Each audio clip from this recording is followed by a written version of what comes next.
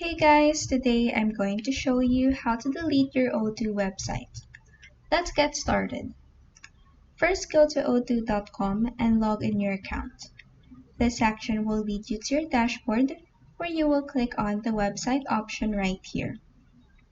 In this new page containing your website, click on Configuration from the navigation menu, then click Settings from the drop-down. Next, in the Settings, click on General Settings from the left panel. Then scroll down to the Developer Tools section where you will click on Activate the Developer Mode option. Then click on Save from the top left corner. After that, click on Configuration from the navigation menu again, then click on Websites from the drop-down menu. This will lead you to a new page containing all your websites. Click on the website you want to delete, and this will bring you to this new page again. In here, click on this small gear icon, and the delete option will appear, which you will click on.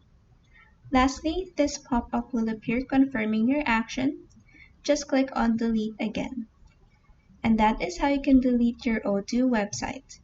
If this video helped you, please like and subscribe for more helpful tutorials.